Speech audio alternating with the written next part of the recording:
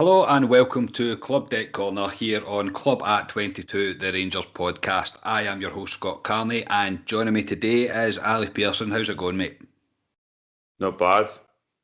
Feeling a bit better now after the weekend. I knew it'd take a couple of days to come out of us, but I'm feeling not bad. So yeah, it definitely took me a couple of days as well, mate. But how's things in life terms, mate? You're back working pretty much now, aren't you?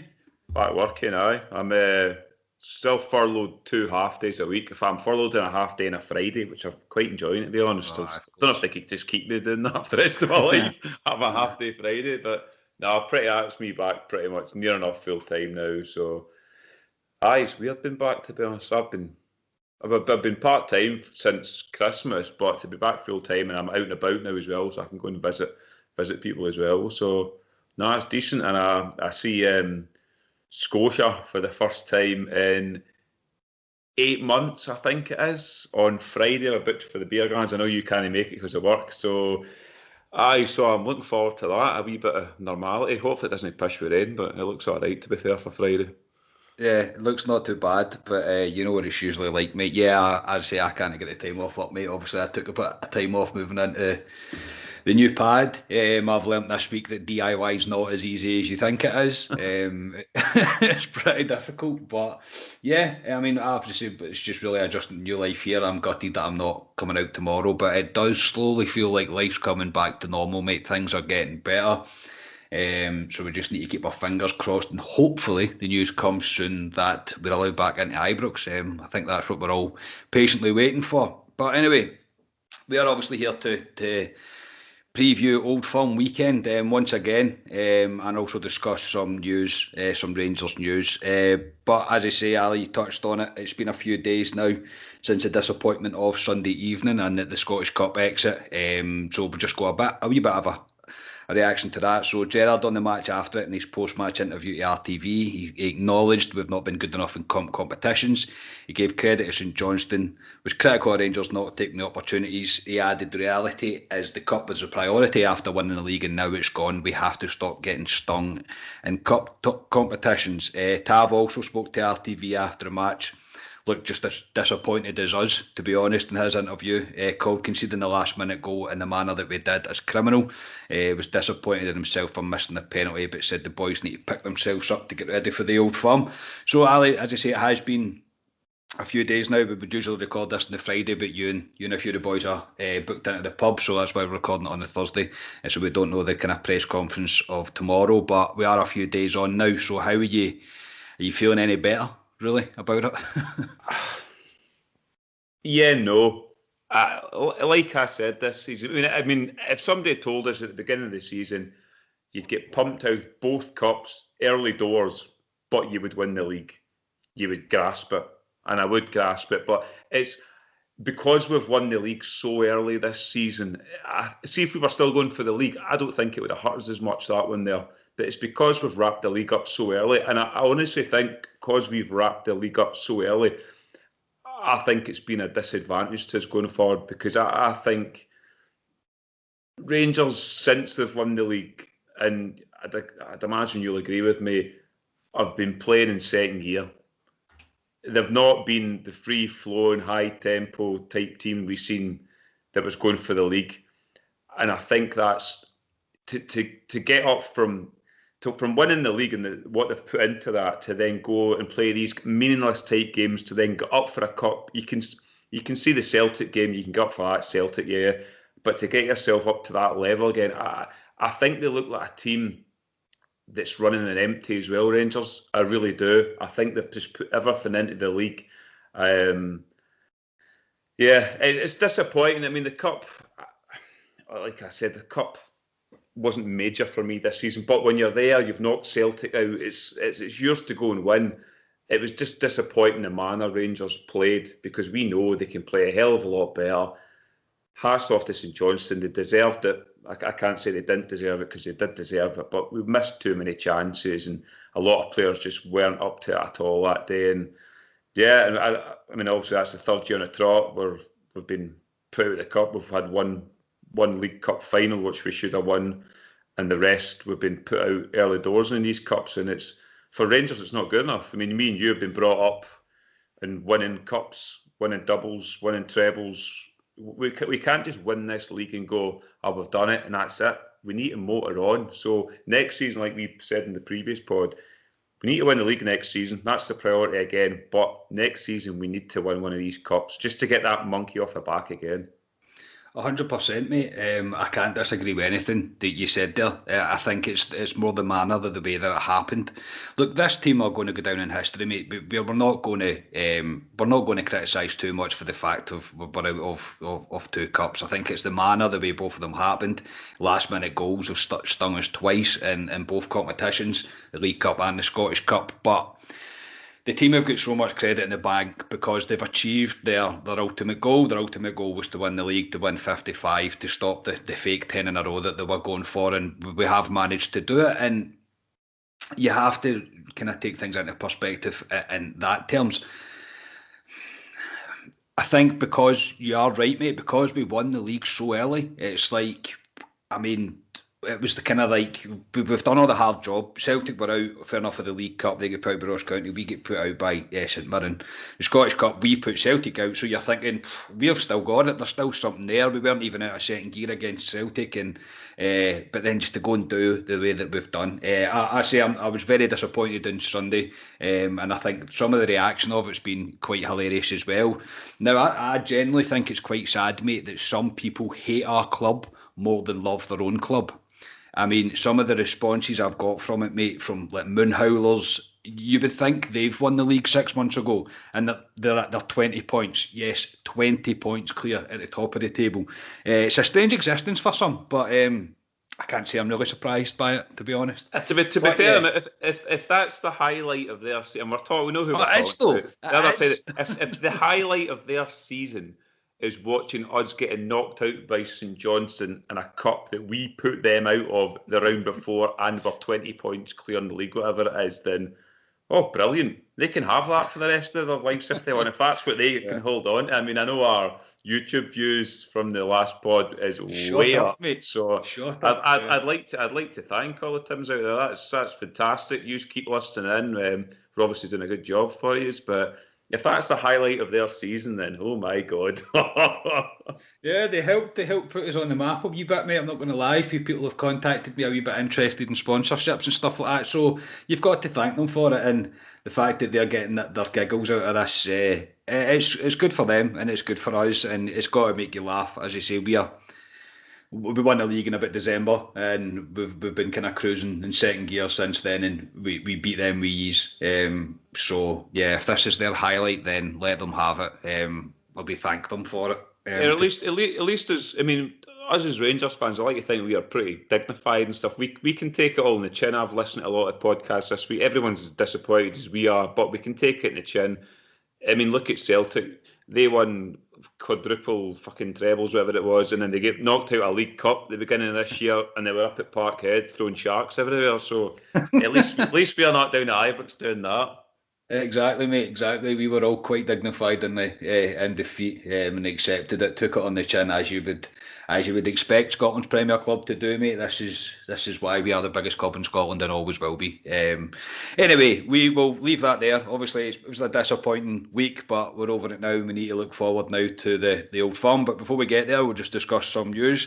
So, Rangers Charity Foundation have launched an event called the Champions Challenge. The Champions Challenge will see supporters everywhere pull on their team colours and run, walk or cycle 5.5k over the course of the Champions weekend on May 14th, 15th and 16th, when Rangers will be presented with the Scottish Premier League trophy. You can register at rangerscharity.org.uk and it costs the cost of a £5, so go and check that out. But Ali, 5.5k, you probably walk that every day. I was just about to say, I usually do about double that a day when I was like properly off work. So 5.5k, that's not much. A lot of guys run that, to be fair. I don't like running it, to be fair, but 5.5k, a lot of guys would run that in half an hour. But that's a good cause. Gets the colours out as well as sacking. That's pretty decent.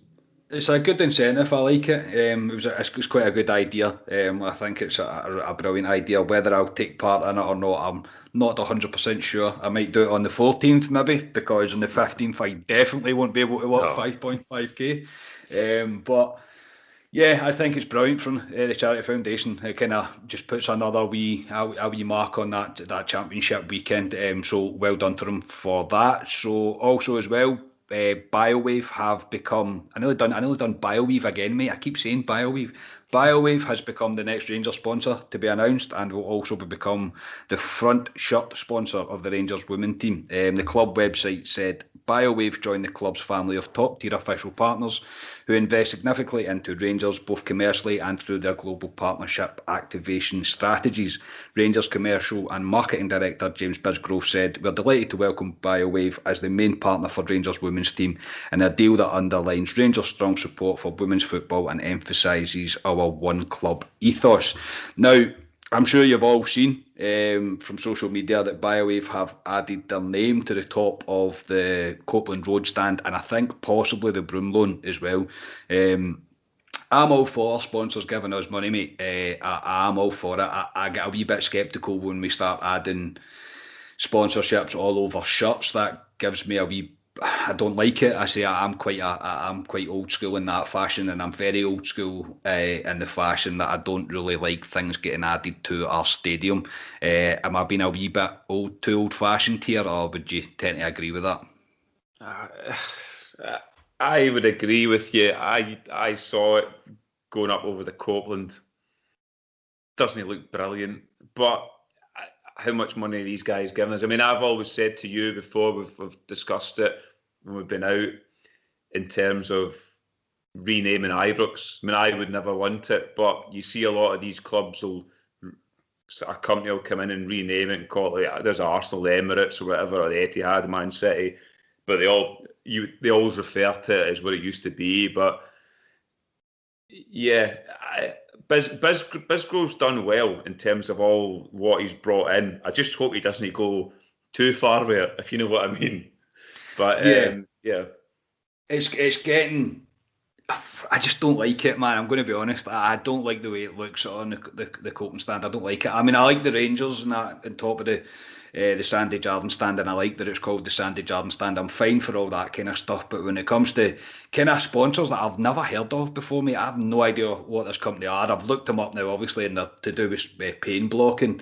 It's like for back pain, and they've done work in the USA for teams like for the NFL and the National Hockey League and stuff, and that's fine. Do you know what I mean? Like that's all well and good, but they must have paid. I said significant is what they've put yeah, on the website. So if they're getting their name on a stand, knowing that it's going to knock some people's out a joint, it must be quite a significant investment. That's probably all we can say about it. And look, if it brings us the next Alfredo Morelos or the next whoever, really, the next Ryan Kent, then fine. I'm all for it in that way, but when I seen it going up, I did wince at it. I was like, where do you stop? As you said, mate, where do you stop? It's getting to the point now. And look, we can't criticise James Bisgrove too much. As I said, Rangers have been nominated as well for some prestigious business awards as well due to the work that he's doing, which is tremendous. And we're getting the recognition that we deserve. But it's yeah, I don't want it to go any further. Do you know what I mean? Before you know it, you'll have, like, you know, the way they do it in the NFL when they've got the prints all over the park, we'll have sponsorships written all over the pitch. Do you know what I mean? And I mean, I like the electrical boards though. That's what I mean. Like, see the electrical boards yeah. round the base and round the stand. I think that looks really good. Modernises Ibrox a wee bit, but don't change too much. No. But anyway, but again, welcome to them. Welcome to the most successful team in football, and hopefully their sponsorship's a good one. So, Ali, do you want to take it away with your news bit, mate? Yeah, it's obviously we've come to the end of the season, so the rumours will start to fly, especially with the beginning of the season. 31st of July is when the SPFL kicks off this next season. So, a few rumours floating about of players possibly leaving Ibrox. First two is the obvious ones, which is Jones and Edmondson. I read something about £1 million for each player, which isn't mega money, but for two players that we want rid of, it would be profit. Jones we got in a free. Edmondson I think we got for a couple $100,000. So Jones I've seen at Sunderland. I think they like the look of him down there. He plays for them week in, week out. Edmondson, I think he got injured at Derby, so I'm not sure whether he would go back to Derby, but I think we'd be able to deal with him to get him away. So I'd expect the two of them away. But the one that's been floating about, and it was floating about in January again, Hagi. Obviously, Lazio were interested, Sevilla were interested. Rumours floating about 13 million euros for him, and he's one of these players. I mean, I don't know what you feel about Hagi. And there's one other player I'll come on to after. I'll ask you about this one, but Hagi, he's young. He's a brand. I mean, you see him in he's Pepsi. He's a superstar in Romania. We're not going to lose money on him. If we were offered, I'll just throw a figure out there, £10 million this summer for him, and we signed him for 2-3 million, would you sell him or would you keep him? I personally would keep him for one more year just to see if he's going to kick on. He's frustrating, Hagi. He's been pretty non-existent the last couple of games, to be honest, but we all know what type of player he is. But £10 million is a lot of money, and we need to sell two blue-chip players this season, I think. It's a tough one, mate. It is very difficult. Now, I've criticised Hagi. I have, probably many a time on these pods, mate, and because he's that kind of player, you say the flair player all the time, that's what he is. He offers these wee moments in matches. But what you've got to think when's the right time to cash in on him. I'd probably go along with keeping him another year, to be honest. But if I think there's a price for everybody in the team, mate, and if there's a decent price for him, then he probably will go. I mean, I know it's came out, there's been rumours that Alfredo Morelos has said he wants to stay, Ryan Kent said he wants to stay. Two of them I think are critical. I would do everything I could to hold on to Morelos and to Kent. But with Hagi, I'm not sure. I'm really not sure. It's a difficult one, but I think it's not just his footballing ability and his potential that's behind him. It's his brand, as you say, mate. It's the name. It's the kind of status that he brings along with himself. So, but an interesting one though. As I say, I think if there's any kind of serious bids for him, I think Rangers will consider a bid for anyone. To be honest, maybe Ryan Kent's the only one I can think that's probably no, we won't sell him. But with Hagi, it's difficult. I don't want to say yeah or no. In terms of Jones and Edmondson, Jones has scored some absolute pearlers for Sunderland, by the way. Some absolute great goals. I don't think he'll ever be back at Ibrox, no, and that's probably a good move for him. And Edmondson as well. I don't see him coming back, especially with Katic returning, and obviously we've signed Simpson. So no, I don't think there's anything for Edmondson. So £1 million or £2 million collectively for the both of them would probably take it. But Hagi's a dodgy one. The only other one, and I've listened to a lot of podcasts, obviously because I've been working this week, so I've been listening a lot in the car, a lot of other Rangers podcasts and other people's view. Kemar Roofe has been getting not a pounding, but there's a lot of people disappointed in him in terms of his performances recently. I mean, his performances recently have been very poor. I mean, we knew we were getting with Kemar Roofe. In the summer, if we could recoup our money in Kemar Roofe, would you get rid of him? Yes, I would. But I think purely based on the amount of wages that he takes as well. His wages are obviously quite high in comparison to other players within the team. Yeah, I would, mate. He's not done it for me. He hit that wee purple patch. It was around Christmas time, but he was superb, and I thought, my goodness, what a player we've got in our hands. But even from the run up that he done for that penalty against St Johnstone, I was like, nope, I'm not having it. I'm not putting up with a player like that. I know everybody can miss penalties and it's a kind of luck of the draw thing, but it was a poor penalty and it's a stupid run up, so you make an even bigger kind of fool of yourself. But yeah, if we could get our money back for him, I would sell him. What do you think? Yeah, I'm the same. He had that, like you say, purple patch just before Christmas time, towards this title, he helped out at that point, so we're not forgetting that. But I just think since he's come back, I don't know if he's fit. I really don't know, and he should be fit. But he just looks sometimes he looks disinterested, to be fair. He looks slow. He just breaks up the rhythm of our team a lot of the time. I just don't know where he fits in how we want to play. I don't think he fits in. Maybe he fits as a 2 in terms of playing with somebody up top. I don't know. But for me, if we could get our money back on him, if somebody wanted him, I wouldn't lose any sleep if he left, basically. Yeah, it'd probably come back and bite us in the arse, mate. Probably come on to be one of the fucking best strikers in the world. That tends to be what happens. But yeah, I probably would, mate. I'd probably look to move him on. As I say, I think we could look for a better option. Maybe more kind of on the younger side. I know he's not old, but he's injury prone. He's one big injury. If he gets injured at the start of next season, he's out for the season. Yeah, I mean, you're stuck with him and you're stuck paying his wages. So, yeah, if we could recoup our money, I would definitely be looking to move him on, which is a shame because he did look so promising at one point, as I said, just before Christmas, and obviously he scored that absolute worldie in Belgium. So, yeah, I think he has been getting a hard time, but I think it's because of the cost, mate. It's because of what we pay him, and I think that it's only natural for that to happen, I suppose. And for Rangers fans, mate, this is what we do. Do you know what I mean? But anyway, any more, mate, or we move on? No, I think that was pretty much. I think it's been quite a quiet week, to be honest. There's not really much to be said. Season ticket renewals obviously out, but we touched on that. So yeah. Season ticket renewals are out. My money's gone. I've paid for it. But looking for. Hopefully, I'm just hoping I get to use it next season, mate. That's all I'm really hoping for. Same here. Yeah, that's all we can really hope for. But I am saying, mate, my money is gone. Take it. Especially as soon as I seen the wee videos, I was like, take my money. You can have it. So anyway, we'll move on to a preview of our next game, which is obviously against Celtic at Ibrox, the final Old Firm game of the season. The kick-off is 12 noon. Rangers always play really well at 12 noon on a Sunday, Ali. Pause for dramatic effect.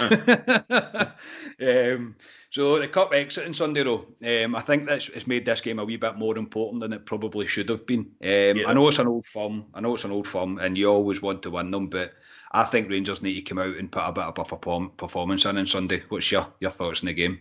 Yeah, no, I agree. I think if Rangers are going through in the cup, it's a meaningless Old Firm, but in terms of the way we went out that cup, I think Gerrard will be saying to the players, go out and show the fans, go out and show them what you're all about. And I'd like them to go out there and really make a statement against Celtic. I just don't know what personnel we'll have in terms of injuries. The pressure's not been yet. There's Arfield, Hollander, are they going to be available? Possibly not. So Celtic's one last chance to stop us with this invincible league season as well. So they've got something to play for as well. So yeah, I really don't know, but I expect and I hope that Rangers come out of the blocks and just try and just kill Celtic off. Because if they do, we don't need lifted Rangers fans because we've got 55 just round the corner to celebrate. But if they did go out and beat Celtic convincingly, it would give us a right big lift going in with 2 games to go. We could go unbeaten, and then we go into the summer and we can have a party in the summer. Yeah, I don't think it's ever been took away, but it will reassert our dominance within the kind of league within the year to show that we are still by far the best team this season. I don't think there's really any doubt about that, and the kind of 2 slip-ups only have been just 2 slip-ups in terms of the cups. But I think it's important for Rangers to not give us a lift, but I kind of get where you're coming from, just to show like that there's still something there. I mean, they could be running on empty. The team that I've picked, there's one name in particular that gives me the absolute fear, and I'm pretty sure you're the same. But I think Rangers just need to put in a performance. I don't care if it's a draw. I really don't. Just compete. And I mean, I know you're saying that Celtic is their chance to kind of stop us, but I mean, they look like they've down tools a long time ago, and then to go by the game against, was it Aberdeen? They drew 1 each, Aberdeen, wasn't it? Yeah. Yeah, I mean, they didn't look interested really in that game at all, and again had the whole problem of not being able to score. But yeah, I think this is just Rangers' chance to kind of put the final sword in them, really, and kind of finish them off for this season anyway. So, obviously, we've not had the press conference, so we're not 100% sure on the kind of team use, but the boys are going out for a beer, so obviously I'm not going to tell them that they can't go for a beer. So, right, we'll go into our starting 11, mate. What do you think the starting 11 is going to be? I'm going to be shocked if we've not picked the same team. I was just about to say that. I'd be very shocked. I'm going on the assumption that Hollander and Arfield aren't available. So Same. If they were available, they'd be my starting lineup, the two of them. But I'm just going they're not available. So Shagger in goal, Tav, Goldson, Simpson, who I'd imagine is the one that gives you the fear. It gives me the fear as well. Barisic. My midfield three is Aribo, Davis, Kamara. And my front three is Kent, Morelos, and Scott Wright. Oh, spot on, mate. It's exactly the same team I've picked. I think this is if there's any time to give Scott Wright a chance, it's on Sunday. Yeah, it's on Sunday. Kamar Roof, as we've just spoke about, hasn't really kicked his own arse in a while, and as I say, Hadji's really, really struggling to find any sort of run of form. So I think this is the kind of perfect chance. Because even when he came on against St Johnstone, Scott Wright looked really good. He's just direct. He just wants a ball and he doesn't hide, and he just kind of goes for it. And I know we can pick apart the kind of last minute goal that we conceded, and I think it was him, Kent, and Kamara that are literally just standing watching the keeper in the middle of the box. Again, it's a very frustrating thing to watch, but I think this is the game to. I just want Gerrard to let me see Kent, Wright and Morelos go at it from the start. Do you know what I mean? I just want to see that because I think it offers Rangers so much because they can constantly swap about. So yeah, 100% that's my teammate. So score, what do you think it's going to be? I think both teams will score. I think they'll score. I think they're due to score. I mean, chances have missed. I've got to put one away at some point. So I expect them to score. If the boy Simpson's at the back, I know we both said we've got the fear in him. I don't think it's fair to judge him because he's not really played for us. But what we have seen of him, he does look a bit shaky at times. But yeah, we'll just need to see who he comes. So my prediction, I reckon, as I say, both teams will score. I'll go 3-1 Rangers, and I think Alfie will score as well. Nice one. I've went 2-1, mate, and we generally don't plan these pods really throughout the day, and I've said exactly the same thing.